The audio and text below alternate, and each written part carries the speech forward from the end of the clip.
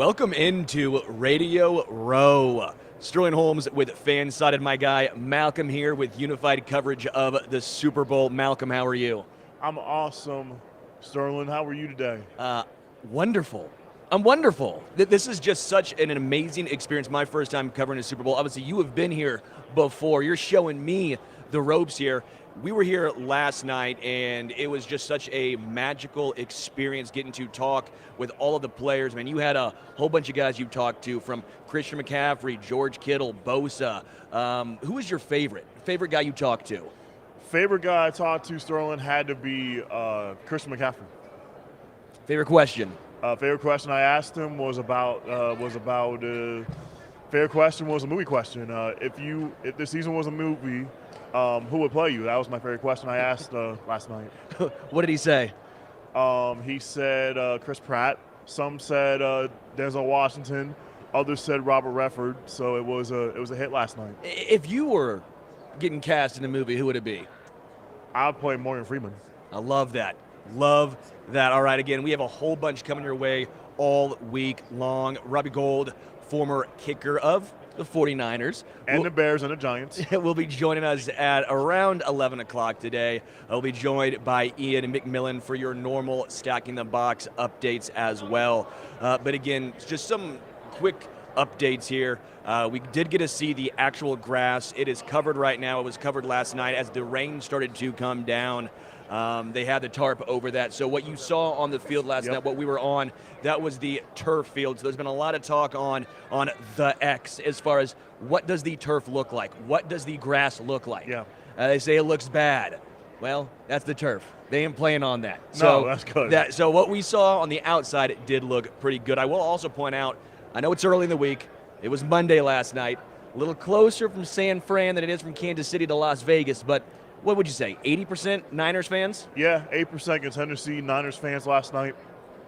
I mean, it was just a wild experience when you saw anytime George Kittle talked, anytime Brock Purdy or Kyle Shanahan talked, it was just the loudest round of applause for those guys. And then you heard Patrick Mahomes try and talk. Yeah. And I say try and talk because he was getting booed out. He was getting drowned out by the Niners fans. Yeah, he was getting drowned out by the Niners fans last night, and it was just opening night was just phenomenal last night. Like we said, it's just the first. It was just one night. It was just the first. It was the first day last night. So more to come this week, and looking forward to doing all the exciting interviews lined up throughout the week, and looking forward to it as well. Yeah, as far as when Mahomes was getting booed, I'm sitting here laughing going, do Niners fans know what they're doing? Do Niners fans understand that Patrick likes getting booed? It's petty Pat. I know you're a Niners guy over here. Wouldn't you be worried? You saw the look in his eyes. That was a look of, I'm about to drop a bomb on the Niners fan base right here. He's gonna drop, he's gonna drop some on the Niners faithful, and it's gonna be really interesting to see what game plan the Niners devise this week to try to slow down Patrick Mahomes, and I'm interested in seeing what happens with that. Yeah, as far as Kadarius Toney came out, there was some more information. He finally spoke about the whole ordeal in regards to his Instagram rant. Looks like he goes, that was about the Giants. Said it's getting taken out of context, and I'm sitting here laughing going, dog, that was on your own IG account.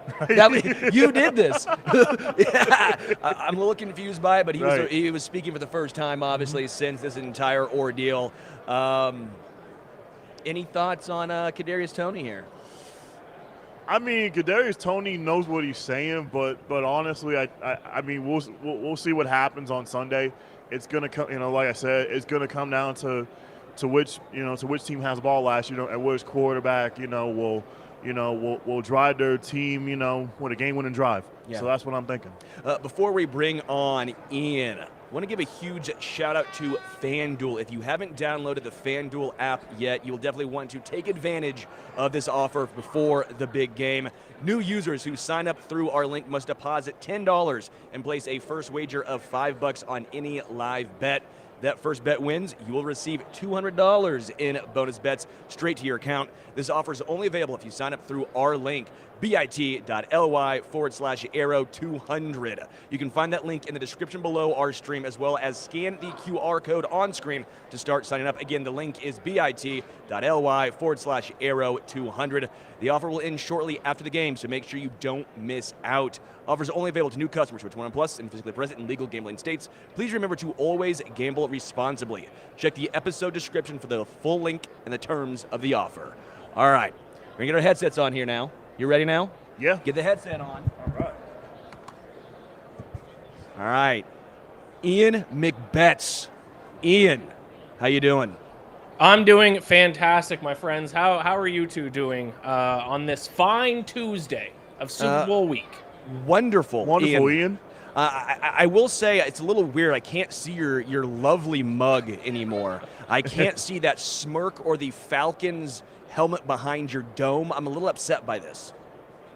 Yeah, that's a shame. The viewers, at least, are able to see my wonderful face and my wonderful background with the Falcons helmet. But I guess you can't, Sterling. But that's okay. You know what I look like by this point. Yeah, I will say, Ian, last night it was really interesting. Again, a lot of Niners fans here. It was at least 75% Niners, 80% Niners fans. I would expect that to probably even out a little bit more. But it did feel like a road environment. 23,000 plus fans were packed into Allegiant last night. As far as them booing Patrick Mahomes, again, I know it's kind of a joke, petty pat, this, that, and the other, but at the same point, he does thrive on that underdog mentality. Do you think that was maybe a little bit of a bad look from the Niners fans? No, bad look. No, come on, they're playing against them in the Super Bowl. Hey, not only are they playing against them in the Super Bowl. A bad decision, Ian.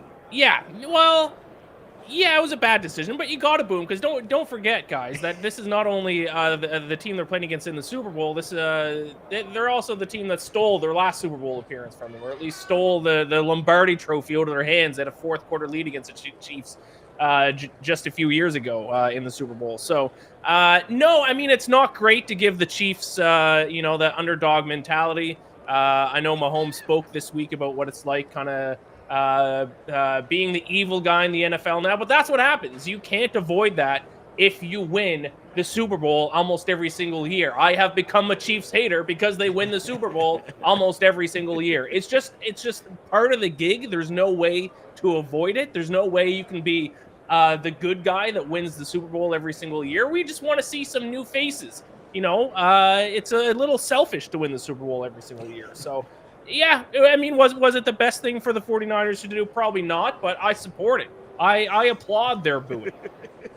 I had a chance to talk to Nick Bosa yesterday, and last time around, obviously the Chiefs were trying to scheme him out of the game. And when I was talking to him last night, I go, you probably understand the same thing's going to happen again. What do you think the 49ers will try to do to counteract the Chiefs' game plan here? Again, they will either run at him, they will run away from him. They'll do a lot of jet sweeps, which is a little interesting. They've not done that a lot this season, a lot of end-arounds. That was a big part of what the Chiefs did before with McCole Hardman.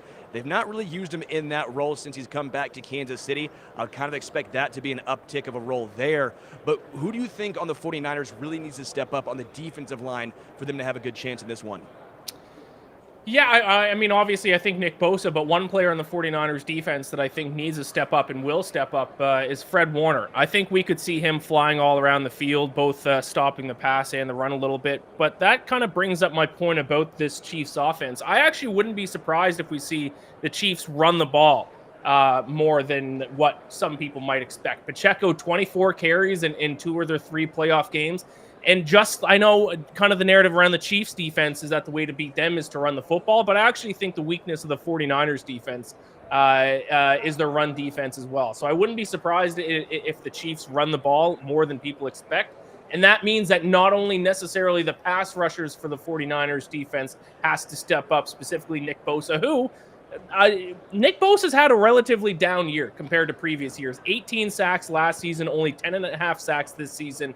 So yes, pass rushers are going to play a big role, but I also think linebackers, and I'm looking at Fred Warner specifically, needs to have a big game to not only stop this seemingly unstoppable Chiefs passing offense, but to help slow down the run too. If they can do that, they're going to be in this game in the second half. So, Ian, would you say there's any other would you say, is there any other Niner defender would you say that would need to step up besides Fred Warner in your mind? Yeah, Dre Greenlaw is another one that I think needs to step up. He needs to have a big game. Really, everyone, you have to play perfect to beat this Chiefs offense. We have seen teams not play perfect games, and when you don't play a perfect game and you give the Chiefs a chance to win the game, they will do that more often than not. We saw it the Ravens last week. They are 2 weeks ago now. They certainly did not play a perfect game, and the Chiefs were able to get the win. The Bills certainly didn't play a perfect game. They are able to get the win. So we can't have anyone on the 49ers defense play poorly. But in terms of the players specifically on their defense that I'm looking to step up, Fred Warner's one, and Dre Greenlaw is the other. This linebacking core, I actually think, is going to play even a bigger role than their pass rushers necessarily will.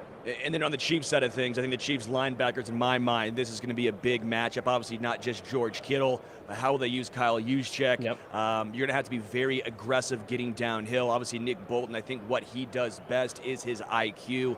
Very intelligent, right? But obviously, you have the addition of Drew Tranquill, very, very versatile. They've been using him, Spagnuolo, in all different roles. Leo Chenal starting to get more involved. You know, talking with him last night, he was enjoying at times being used as a edge rusher, right? Get a little more quickness on the defensive line there on the outside. And then obviously you have Willie Gay Jr. as well. He should be back with that neck injury. As far as the biggest matchup for me, it's going to be Chiefs linebackers against San Fran, George Kittle, Christian McCaffrey. What do they do? How do they try and stop Christian McCaffrey, not just on the ground, but through the air? Is that a matchup you're looking at as well? Yeah, for sure. I think if the 49ers do win the Super Bowl, I think the MVP of the game is going to be Christian McCaffrey. A running back hasn't won MVP, Super Bowl MVP since I believe it was 98. Terrell Davis with the Broncos, the last time Super Bowl MVP was a running back. I think that could change this weekend because, like everyone says, I don't think it's going to come as a surprise to anyone now. The way to beat the Chiefs defense, their one weakness on the entire team might be their run defense, and now they have to go up against one of the most effective rushing attacks in the NFL, which is obviously led by Christian McCaffrey. And as you mentioned, they have more than one way to get the ball in Christian McCaffrey's hand. They can hand it off to him. They can utilize him in the passing game, both short dump offs and send him down the field a little bit. So yeah, I think that's going to be huge. And George Kittle is another one, as you mentioned, Sterling. I think that's he's going to play a huge role in this game. We have seen some games this season that Kittle has been kind of quiet, at least on the stat sheet. But don't underestimate his ability to block as well. So he's going to play a big role, not only in catching the football, but blocking for Christian McCaffrey in this 49ers run game as well. So, yeah, I think you nailed it. Even more so than Brock Purdy, I think two of the most important players this game for the 49ers offense is McCaffrey and Kittle. Do you see Brandon Ayuk having a big game for the Niners, Ian, and Deebo Samuel as well? Yeah, I think Brandon Ayuk could. I think Brandon Ayuk might be the most underrated receiver in the entire NFL. If you look at like PFF rankings, like he was top 3, top 5 all season.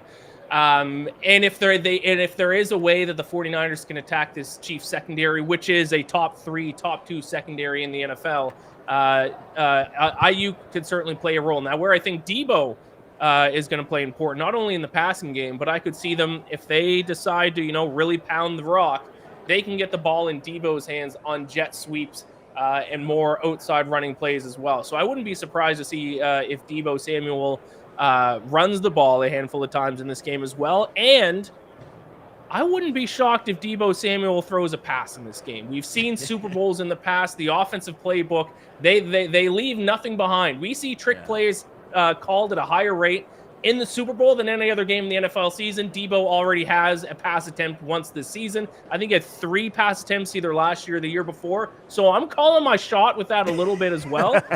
If Deebo Samuel throws a pass in this game, you heard it here first. It's gonna happen. Hey, I'll tell you what. I'll see if I can, since we're in Vegas, I'll try and find if I can place a bet on that, okay? Yeah. I don't know what the odds would be, but I'll see what I can do. One thing I will point out, the Chiefs have done a great job. While you did mention, if they do have a weakness defensively, it is, again, stopping strong rushing attacks. But what have they done in the playoffs?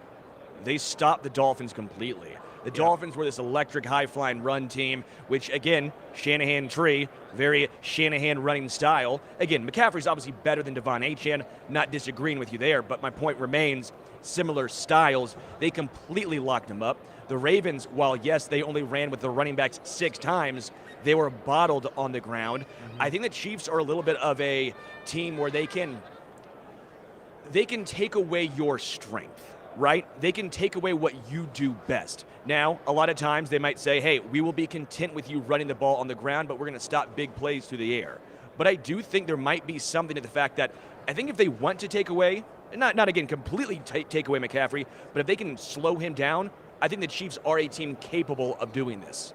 Yeah, and I would think that would be their game plan defensively as well. Take away McCaffrey and make the 49ers try to win on the arm of Mr. Irrelevant, only his second year in the NFL, Brock Purdy. That would be smart for the Chiefs to do defensively, and they are a very smart, well-coached team, so I expect them to do exactly that. And to your point, Sterling, as much as I point out the run defense has been weak at times this season, we did see against the Bills in the second round of the playoffs, the Bills actually had a lot of success in the first half running the football, but the Chiefs made some adjustments, and in the second half, they could not get much going on the ground game. I know James Cook had like -6 yards of rushing in the fourth quarter specifically. Hey, why do you know that one?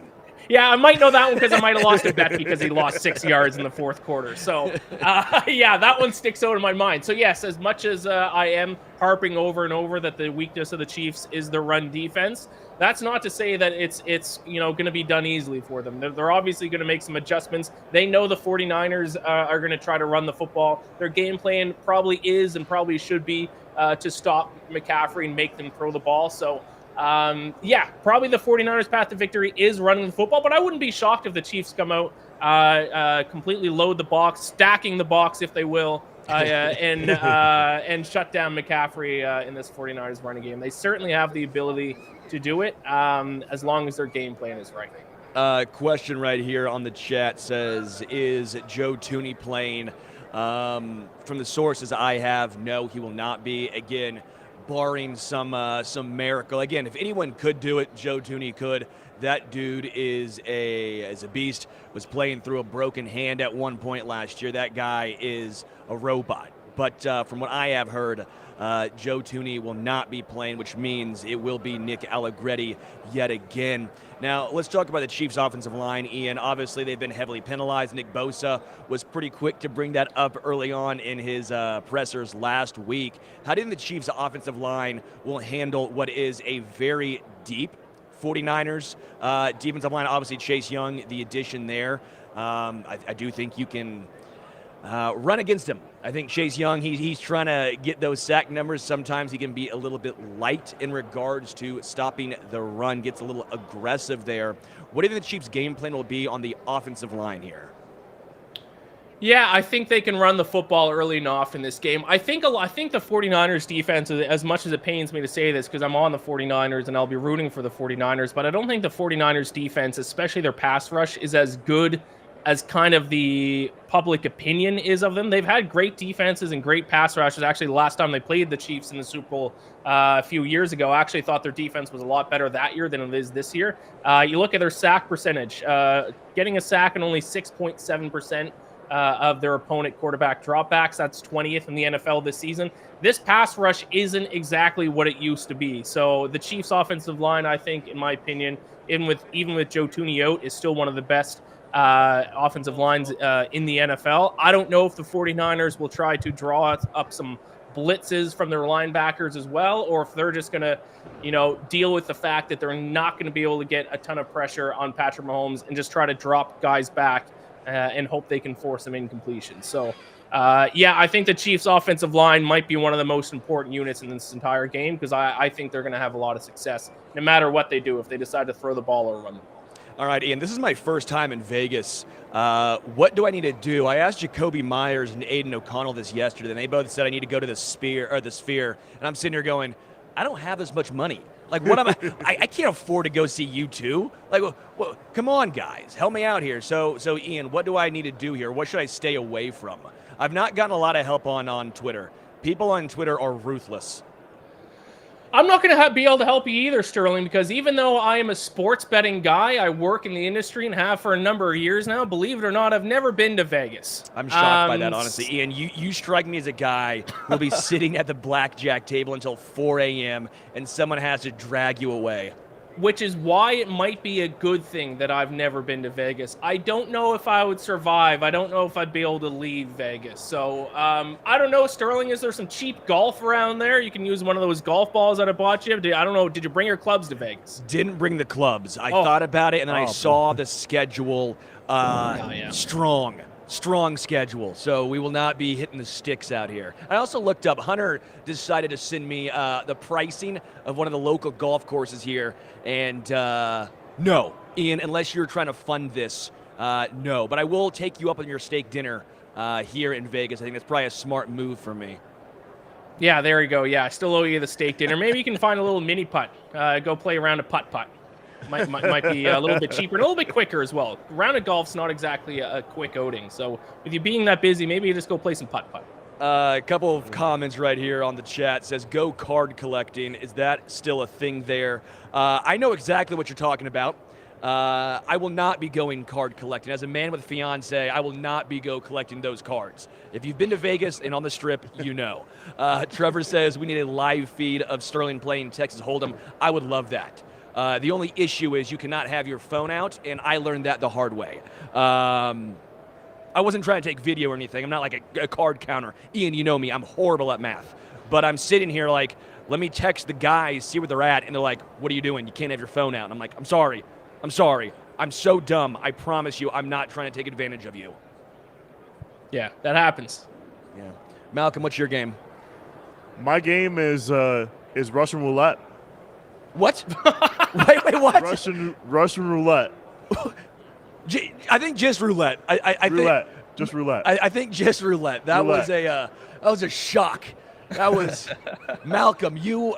I would have learned something very interesting about you. Yeah. I would say I'm not going to go play games with you, Malcom. If not roulette, I would play blackjack. Okay, blackjack. There we go. Malcom, when you play roulette, do you bet red or black? Which color do you go with? Black. Nice. It's bold. I did last night. Lost. Didn't work for me. I like to bet on green 0, and I very rarely win. Looks like I need to look for some penny slots. Yeah, okay. I'm a frugal man. I do need to look for the penny slots. Top Golf. I would say that, Brandon, appreciate that, but I do Top Golf in KC all the time. There's one by my house. Love Top Golf. Malcom, you are popping off on the comments right now for that original thought right there. Yeah. So way to get the people going.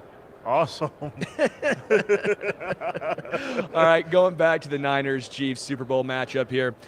Special teams have been a interesting advantage for the Kansas City Chiefs all season long. You know, Harrison Butker has been one of, if not the best kickers in the NFL. Obviously, against the Bills, they were having their struggles. You know, Justin Tucker, as great as he's been, had a little bit of a down year. How do you think special teams makes an impact in this game? Obviously, Jake Moody just missed a kick in the postseason. We'll be talking with Robbie Gould in about 15 or so minutes, get his thoughts as well. But how do you think special teams plays an impact in this one?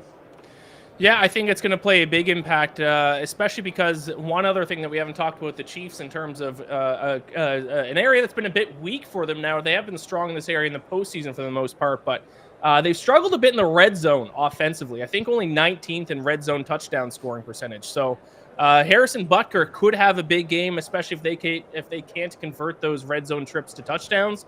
That is actually one of the bets I have for this week is Butker over 7.5 kicking points. 2 field goals, 2 extra points, and that's a winner. 3 field goals, that's a winner. So yes, that is going to play a big role for the Chiefs if they can't find the end zone when they get down to the 49ers red zone. And it's going to be huge for the 49ers as well, because I don't know if they necessarily trust their kicker, which might force them to go for it on 4th down if they're in kind of that weird range of the field where it's either like a long 50-plus yard field goal or they have to, try to go for it on 4th and 2. I think they're going to decide and opt to go for it on 4th and short. So much like the NFC Championship game between the 49ers and the Lions, converting 4th down opportunities when teams decide to go for it on both sides of the ball is going to be big, I think, in this Super Bowl. So really quickly, when you said yep. go for it on 4th and 2, do you think the Chiefs, you mean, are going to be more aggressive than they have been in the regular season, or you mean go for it as far as go out with Butker there? I think the 49ers are going to be aggressive because they don't necessarily trust their kicker. But I wouldn't be surprised if the Chiefs are more aggressive in that area as well. I know the question was mainly about special teams, and Butker, I think, could have a huge game. I see Sean Browning's comment in the chat, Butker MVP. I love it. What do you think the odds are there? What do you think the odds of Butker MVP? Big. 100 to 1? Oh, man. Did Adam Vinatieri ever get it? Like, I'm trying to think if a kicker's ever won Super Bowl MVP. I would assume no. Like, that seems like an asinine question to even ask, but then I'm thinking of, like, would Vinatieri have done it at some point in the snow? I doubt a kicker's won MVP in a Super Bowl there, Sterling. I doubt it. I have just looked it up. A kicker has not won MVP. So they're due is what you're saying. They're due. Yes, but let me ask this question for you guys, since we're on the topic of Super Bowl MVP, if I may. A couple linebackers have won it twice in the past, I think 13 Super Bowls. If the two of you could pick a defensive player that could win Super Bowl MVP, what player would you name? You go first, Malcolm. For me, it would have to be Fred Warner for the Niners. Yep, I agree with that. Yeah, I think Fred Warner for the Niners is probably the safer bet. Trying to think. I love Travarius Ward, but I don't think he's going to be I'm glad he got All-Pro, but I don't think it'd be a cornerback. I'd probably go L'Jarius Sneed, cornerback for the Chiefs. Like I don't think a quarterback for the Niners, but I do think a quarterback for the Chiefs could be the guy. L'Jarius Sneed, whether he is traveling with Brandon Ayuk, Deebo Samuel, getting sent on a blitz, Spagnuolo is going to use him as a chess piece. If he ended up with a sack, 10 tackles, and an interception, that has to get it done. And if you can pick one guy to do it on the Chiefs, it probably would be him. Chris Jones? Chris Jones, the other guy, I don't think it'd be a linebacker. It's funny. Like, I think if it's on the Niners, I think you're looking at a linebacker getting the nod. I think if you're looking at Kansas City, you're probably looking at a secondary member getting the nod. Chris Jones, I think, has a chance. I talked to Aaron Banks yesterday, obviously offensive guard for the 49ers, and what it's going to be like going up against him. I also brought up the fact that Spagnuolo brings a lot of exotic blitzes, and what's that do for an offensive lineman? Just a lot of added pressure on him. I don't know how many one-on-ones Chris Jones is going to get. The same reason why I don't think Nick Bosa is going to get Super Bowl MVP. The same reason I don't think Chris Jones is going to win Super Bowl MVP. They're going to try and take him out of the game. They will not allow one-on-one opportunities. So for me, again, I think I'm going L'Jarius. All right, I like it. Sean also asked in the chat, Kelsey MVP as a tight end never won MVP. A tight end has never won Super Bowl MVP. So if it's ever going to happen, could be this game as well. Two pretty good candidates in George Kittle and Travis Kelce. Yeah, absolutely, Ian. What bets do you have this week? You're the betting guy. Iain McBets. You literally have it in your handle, even though you've never been to Vegas. So I'm kind of questioning your pedigree here. And even though I had to get some golf balls from you, I still trust you. I still trust you here, Ian. What bets do you got rocking? I got a ton. There's a couple. One I already mentioned, Harrison Butker over 7.5 kicking points. Another one that's kind of related to something we were talking about. Nick Bosa. Actually, am betting on him to not record a sack. Like I mentioned earlier, a little bit of a down year for Nick Bosa this season. Only 10.5 sacks in 17 regular season games. Chiefs have one of the best offensive lines in football. Mahomes only gets taken down 1.5 times per game. So I got Nick Bosa to not record a sack. And also I got Brock Purdy over his rushing yards. Set at 12.5. I think we could see Brock Purdy take off with his legs a little bit. He did it against the Lions, 48 rushing yards against them, 14 rushing yards against the Packers in the divisional round. And with how good the Chiefs secondary is, I wouldn't be surprised if Brock Purdy has a few times where he drops back to throw and sees not a single person open and is forced to take off with his legs. So I'm surprised that it's set at such a low number, especially with how often he ran against the Lions. So 12.5 for Brock Purdy rushing yards. I like the over on that one as well. I don't know what you guys rip think that about one, dude. Ian, I am a huge fan of that one. Actually, as a Chiefs guy here, obviously, I'm a little bit nervous in regards to Brock Purdy and his legs. I think he's a little bit more athletic than people give him credit for, a little bit more mobile. Yeah. I think that might be one of the X factors in this game. Obviously, I think the Chiefs can do a good job, but they're not going to put a spy on him. You know, I've seen a couple of people say, well, do you put a spy on Brock Purdy? No, you're not, man. He's not Lamar or Josh Allen. He's not going to take off that often. But I do think when a play breaks down, he is more capable than a lot of people are giving credit to. As far as his ability to make big plays here, Ian, I want to ask you this one because Lamar Jackson made a couple of big plays in that game, and it still wasn't enough. The only way the Bills really scored in that game was Josh Allen at times making only plays that him, Mahomes and the elite quarterbacks in the NFL can make. If Brock Purdy can't make 2 or 3 elite quarterback plays, I don't see them having a chance. Do you think Brock Purdy has that in him to make consistently big elite plays like these top echelon guys? I think he has a couple in him. If he needs to do it all throughout the game, then the 49ers are going to be in a lot of trouble. But we saw, even though he got off to bad first halves in both the game against the Packers and against the Lions, he came alive in the second half in those games and did make some key big throws when he had to. Now, yeah, I mean, that helmet was only Brock Purdy could use that helmet. Yeah. No, you can't. A Chiefs fan can't say that. The amount of plays that have gone the Chiefs' way over these past few years, yeah, okay. It was a lucky bounce off the helmet, but he still made some other big throws in both of those games, late in the game, too, when the pressure was on. So what I would say is, yes, I think he can make a couple of those throws, but he needs to specifically avoid the terrible starts that he's played now 2 weeks in a row. He's been bad in the first half. And if he gets off to a bad start in the first half against the Chiefs, whether that's an interception or just some missed wide open throws, he's not going to be able to make a second half comeback like he did against the Packers and Lions. If he starts off slow again this Sunday, game over. Chiefs are back-to-back champs. All right, before I let you go here, because we will be bringing on Robbie Gould in just a few moments. Score prediction. Do you have one yet? I know it's Tuesday, but this is when we always make our score predictions. Who do you have winning, and what is it? My score prediction is 49ers 24, Chiefs 20. Why are you a hater? Like, why? I asked Will Compton this last night. I said, why are you a Chiefs hater? And he goes, because it's so dang easy to rile you guys up.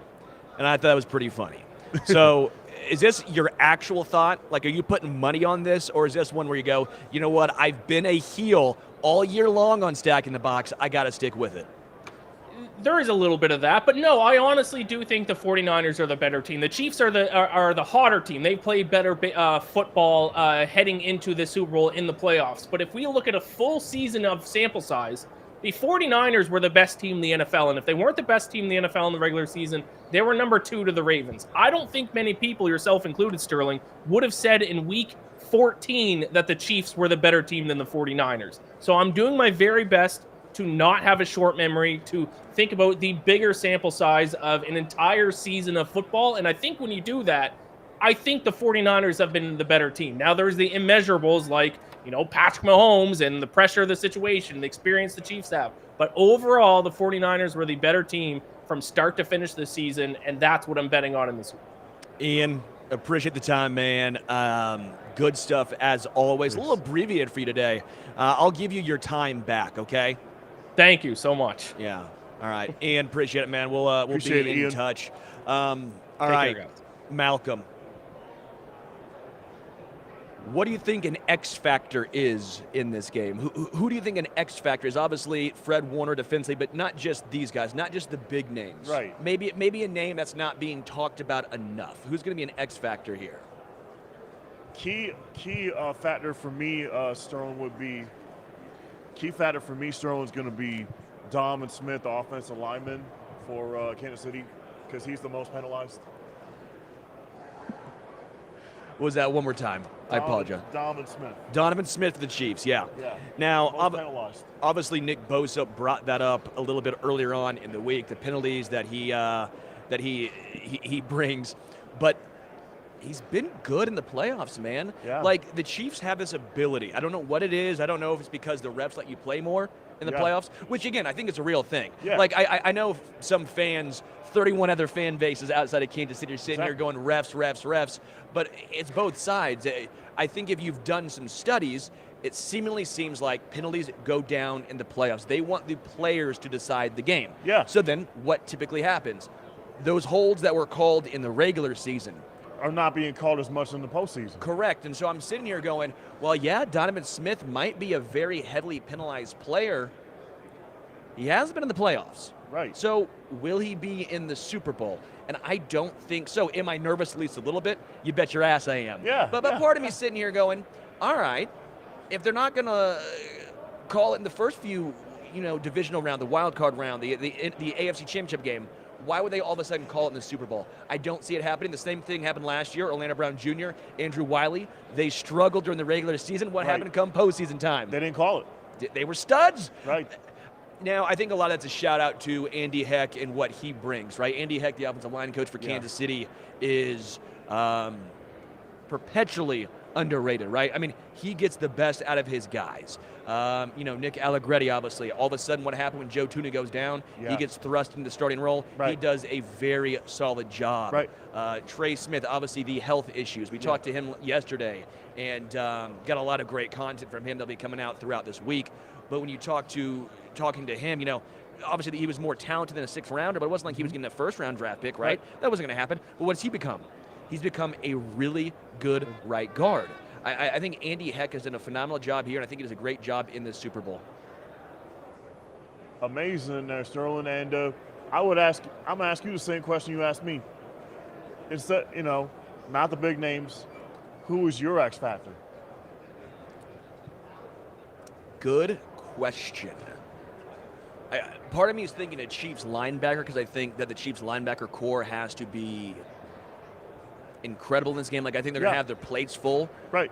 But I might go a little outside here and go George Karlaftis.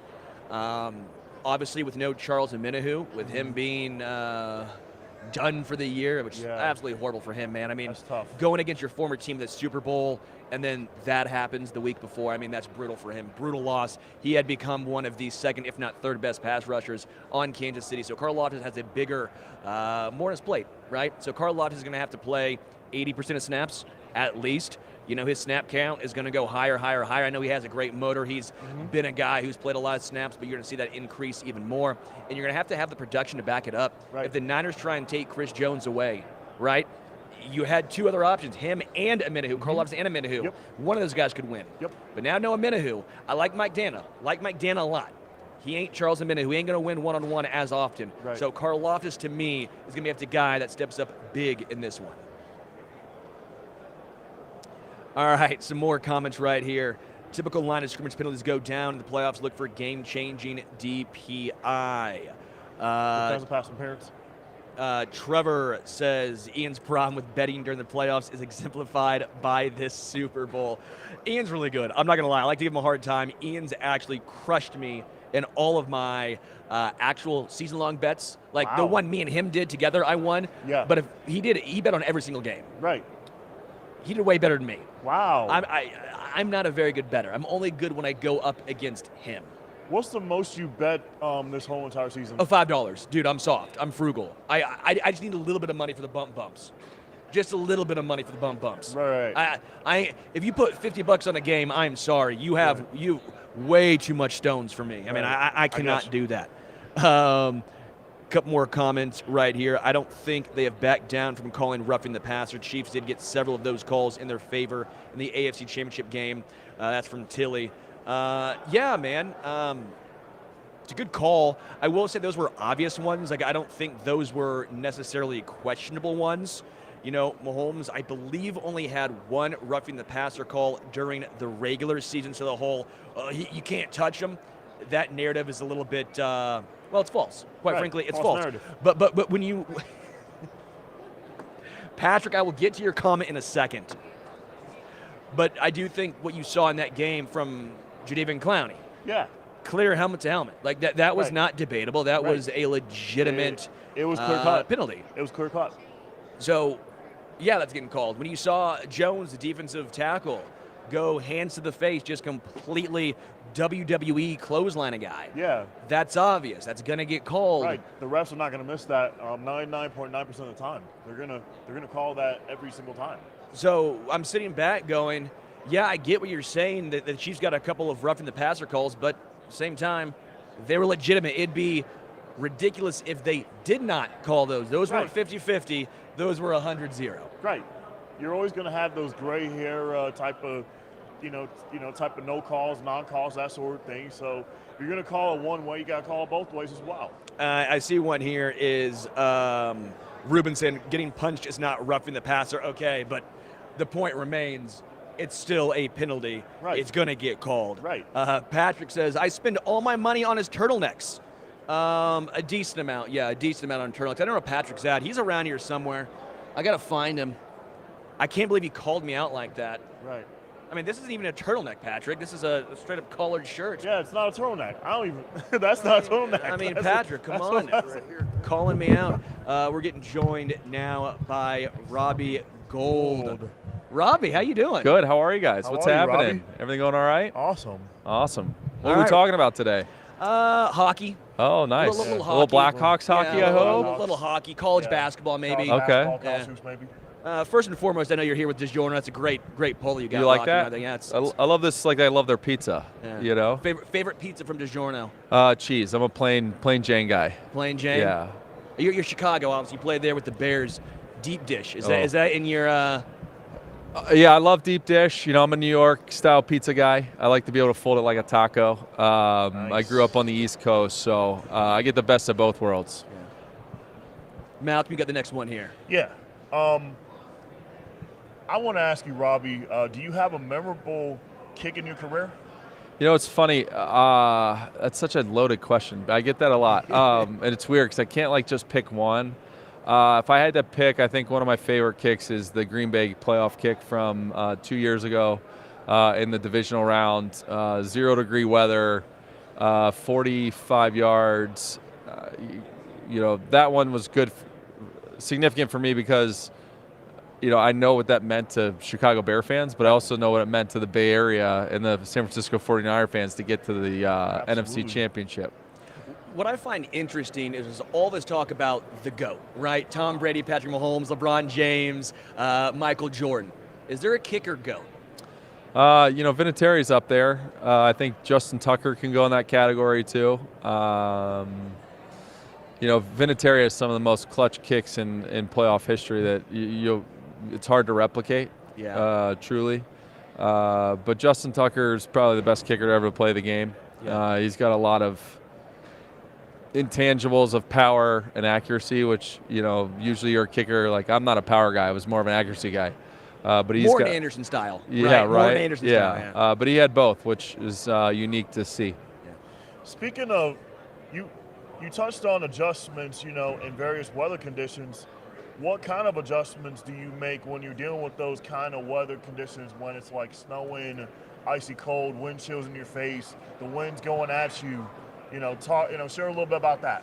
Well, I think playing in Chicago, you get used to it because Lovey always believed that you would practice in the elements that you're going to play in. So if it was 10 degrees outside, we're going outside to practice because that we were going to play in on Sunday. So, you know, the prep for that always started during the week, and then I think as the more you got into kicking in that, it just became like, all right, we got to go do it again. You know, it wasn't like, oh my gosh, it's going to be 0 degrees. So there was a lot to that. Why do teams give up on kickers so quickly? Like, I always find this very interesting because I get it's a results-oriented business. I understand that. But when you see guys like Young Wei Koo, right? You know, he struggled his first stop, then what happened now? Now he's one of the better kickers in the entire NFL. Why do teams rush this process so often? Well, I think a lot of it has to do with they're younger, right? Yeah. A lot of teams want to get young at that position. They don't want to pay the guy an older salary to be able to get maybe 2 players to fill out their roster. So, you know, I think the big part about what you're seeing or what you're going through is they'll pull the plug quicker because one kick that you miss might cost you a playoff opportunity or a playoff game for that matter. Speaking of the Niners, What do the Niners do so well to be near the top every single year, Robbie? Mention that a little bit. Yeah, I think, it's taken them a long time to build that, just like the Kansas City Chiefs, right? I think you find the right guys, you draft the right capital, you get the right guys in free agency, you get the consistency of most of your coaches being there all the time, so you can actually build a program or a franchise, because a lot of your guys will know the offense. It's not changing out every single year. So I think, you're reaping the benefits of having one of the most brilliant minds of Kyle Shanahan in the game. You're having guys come in that know what the defense can do, and filling a guy in there that has the same philosophies. And I think you're seeing them be able to have stability and consistency, and that resonates to the players, which resonates to them being able to be in these positions. I know you said you're a cheese guy, but what all do you have rocking with DiGiorno right now? It's pretty unique. For the second straight year, they're doing the DiGiorno Doinks, which I know is come on. It's a little bit of a Chicago kicker. fans can't Yeah, get. they can't enjoy that word. So everyone can go and register at DiGiornoDoinks.com, and if a ball during the big game hits the upright or the crossbar, there will be a chance for people to win free pizza. Which is pretty cool. Oh, although man. Here's the thing, as You a can't kicker, what do you do now? I'm okay with the doink as long as it goes in. That's all.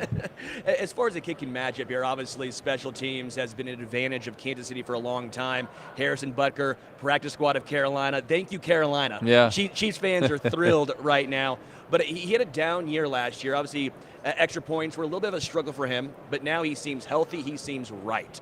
What do you see from Harrison Butker in his, quite frankly, incredible season? Yeah, well, here's what I tell you. First, he has Dave Tobe, who's one of the best special teams coordinators that the game has ever seen.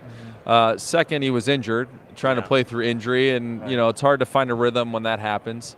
Also, listen, they're scoring 100 touchdowns a year. He's gonna miss. Yeah. Like, it's not like he's kicking 20 and he missed 3 of them. I was like, oh my gosh, what's going on with this guy? So, I think if you look at how talented he has become at a very difficult place to kick, like Arrowhead Stadium, what he's been able to accomplish, multiple Pro Bowl considerations, that's not an easy place to do it in. So, I have a lot of respect for what he's been able to accomplish as an athlete. And, I think the unique part is everyone's like, oh, he missed. Well, yeah, if you get 150 tries a year with Patrick Mahomes, I'll still take his miss one or two. Yeah, I'll still take that percentage. You may miss two. You may miss two. One or two. And speaking of the Bears, you played for Chicago. What do the Bears need to do to mimic the Niners' recent success in your mind? I think a lot of it is, if you see what they've been doing, there's a lot of turnover. Every 2 or 3 years, it's a new head coach, which brings new people, which brings a new general manager, which brings in a new philosophy. And, I think now you're starting to see them grow as a team. Eberflus is going to be in his 3rd year with Ryan Poles. You're seeing, and really San Francisco, if you look at the San Francisco model, we made the Super Bowl in year 3. So it took 3 years to build that team. And I think the same thing's going on in Chicago. So as long as they can find consistency with the coach and their staff, if they can find consistency in how their processes work and build off of it, they're going to have more wins. 2 years ago, they were basically getting rid of guys to have money in free agency, and I don't want to say tanking. Yeah. But putting themselves in a position to be able to get some really talented players higher in the draft or in free agency. How hard is it for a kicker? Let's just say the Detroit Lions, who are very aggressive, right? Let's just say you probably think it's a 42-yarder, it's 4th and 4. You're going out there. The next thing you know, offense is getting sent back out. How hard is that mentally for a kicker? Do you take it personally at all if that were to happen? Or I don't really take it personally. I know it's not you, but obviously but in general, there's times where you go for it on 4th down. Listen, there's so many analytics, there's so many pieces to this puzzle that the game where, maybe a coach liked a 4th down play at a certain distance and he knew it at that green zone he was going to go for it. So to me, I think it's a product of what's the score of the game, where are you at, what's happening. To me, Dan Campbell should have kicked both of those field goals. Sure. Even if you miss them, there's a little bit of a different vibe when a kicker misses it versus the offense not making it, right? Sure. So I think, had they kicked one of the two, Detroit probably is sitting here enjoying Super Bowl week instead of doing what I'm doing with you guys and enjoying it from the couch. I got one additional question for you, Robbie, and it would be, what advice would you give Jake Moody after his postseason misses of late? Yeah, I think just go out and enjoy the moment. Be in the now. Don't worry about what happened in the past because you can't fix it. And like I said, he's been in big-time moments before with Michigan in the college football semifinals. So I know he'll be able to bounce back, and I think he'll be able to have a really nice game on Sunday. In regards to dome versus obviously outside, who does that give the advantage to? Again, Harrison Butker, I think, is one of the best kickers in football. Jake Moody's been a really good kicker, but a couple of obviously hiccups here and there. Well, I think, listen, look at Kansas City plays in the Raiders Stadium every year. Yeah. So there's a familiarity that he'll have and the Chiefs will have going into, and frankly, probably having a lot of success in that stadium, right? So there's a little bit of a confidence you can build from that. If you look at Jake Moody had a really good senior all-star game here. Yeah. I think last probably January. And so I think they played here as well early in the season and had some success. So there's a comfort level for both of those guys. In regards to grass versus turf, obviously a big deal for a lot of football players. You don't hear it as much with kickers, I feel like.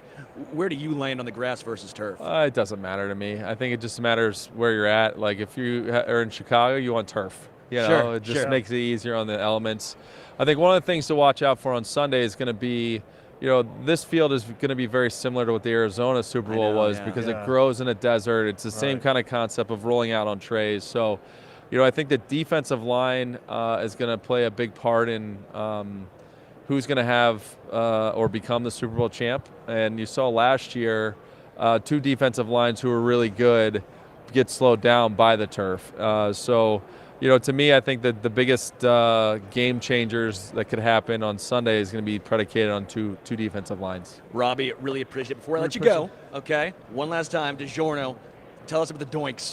Go to DiGiornoDoinks.com, and let's hope they hit the upright and go in and win some free pizza. Robbie Gould, really appreciate it. Thanks, guys. Thanks appreciate it. Time, Robbie. Appreciate it. Solid. We'll be joined in just a few moments by Gracie Hunt. She'll be up next, the daughter of Clark Hunt, the owner of the Kansas City Chiefs. Man, Robbie's awesome. He was phenomenal to talk to today. I found it interesting when he said it doesn't matter as much in regards to whether it's grass versus turf. Right. Because I've talked to a few kickers, and they mostly prefer grass. I did notice something a little interesting in regards to Harrison Butker earlier this year. Yeah. On the miss in New England, that's that synthetic. It's a little bit of a combo, right? And so when you have that combo, he missed there, and that made me a little bit nervous. But again, here in Las Vegas, while it is the grass he got injured on, in Arizona, it's at least grass, and he's been nails on grass. I loved what he said, as well, starting that it doesn't really matter, the kicking conditions where he kicks them. He wants to just, knock it through the upright, and just do it when it matters most. Yeah. Again, we'll be joined by Gracie Hunt in just a moment. I do find it just interesting as far as the kicking matchup in this game because you have seen Harrison Butker be nails for so long, and Jake Moody, again, as you talked to him about, went through his struggles. Gracie Hunt, daughter of Clark Hunt right now, the owner of the Kansas City Chiefs, joining us now. Gracie, how are you? I'm doing fabulous. It's so good to be here with you guys. It's an exciting time, and the energy here is just incredible. Well, now it's just like you come every single year because the Chiefs are here every single year. Well, we're just so grateful. We know how hard it is to get here, and it's such a special opportunity. And I saw you had some awesome interviews last night at opening night. I was there as well, and sad I didn't get to say hello, but I just saw the clip you posted with Justin Reed, and it was awesome. Awesome, Gracie. Talk about talk about this whole entire week. What has this week been for you so far? I know it's only Tuesday, but I know as the week progresses, what are you looking forward to the most? I got in yesterday and went straight from the tarmac to opening night, so I was off and running pretty quickly, and then this morning we're obviously here at Radio Row for a few hours, and then come Thursday is when all of the real crazy action starts. We've got NFL honors, the after parties, commissioner's party, and the whole rest of it, and then Super Bowl Sunday, so it's going to be a whirlwind, but we're just so excited for it. What's your favorite part of the week?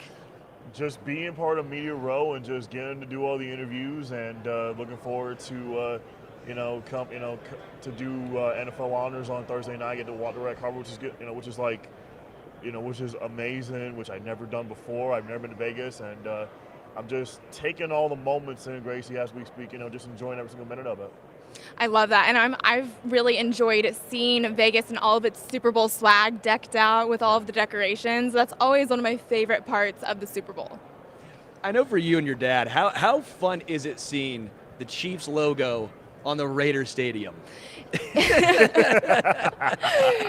I think that we all really, really love seeing it up there. I got to say hello to Mr. Davis last night, and he was so kind and gracious. He's done an absolutely incredible job hosting, and we're just grateful to use this beautiful stadium for this game coming. Talk about Chiefs Kingdom. What does that mean for you? Being in Kansas City, and talk about the atmosphere at Arrowhead. Share what that atmosphere is like.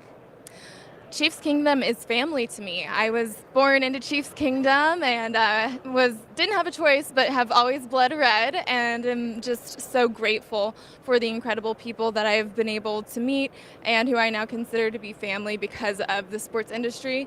And I just can't express how much we don't take for granted the opportunity to be here, and the atmosphere at Arrowhead is incredible, and you'll have to come check it out sometime if you've not been. It's pretty special. It's never been. A lot of incredible barbecue, so much fun in this I've huge never tailgate. been to Arrowhead. All right, well, we're going to have to change that for sure. But this year, it was a different playoff run than what we've had because we were the underdog playing away at really difficult stadiums, and had to overcome beating the Bills, had to overcome beating the Ravens, and crowds that were really dominant by those opposing teams. And so to do that on the road and then to get to be here is just so special. 4 Super Bowls in 5 years, just the appearances at least right here. This is an owner and an owner's family's dream right here. Did you ever expect this? I mean, even this year, halfway through the season, we're sitting here going, well, I guess you can't be there every single year. Did you ever lose the faith? I would say that I always bet on red, and is that true here too? I've never bet against Coach Reed and Patrick Mahomes. Talk about the relationship with Coach Reed and Coach Spags. What has that relationship been for the Chiefs? They're incredible at what they do, some of the best in the industry, and we're just so grateful to have them leading our team. In regards to Brett Veach, I mean, Brett Veach has created one of the best teams top down, because everyone always talks about Mahomes and Kelsey and Chris Jones, but I think the biggest storyline is honestly the depth of Kansas City. The free agent signings of Mike Edwards, Drew Tranquill, Charles Omenihu, which again, it's horrible for him that he's out this game, but again, then you have guys like Mike Dana who has the ability to step up in this one. What have you seen from Brett Veach building this team? All props and credit to Brett Veach. He is incredible at what he does, and I'm really inspired and amazed by my dad and how he has set the tone and led the Chiefs organization and the people that he has hired and the culture he's created. And I think that just speaks for itself in all departments, from the football side to the business side with Mark Donovan. They are just really incredible at what they do. Yeah. I'm not just trying to hype you up because you're here, but it truthfully feels like the situation where all these players who are former Chiefs players, they come back and stay in Kansas City. They always talk about how well they were treated by the Chiefs organization. What does that mean for you and the family? Because again, it'll be guys who have played 2 years for the Chiefs. They may have played 12 years somewhere else, but they come back to Kansas City because of Chiefs Kingdom, the fans, and the organization. What does that mean for you guys?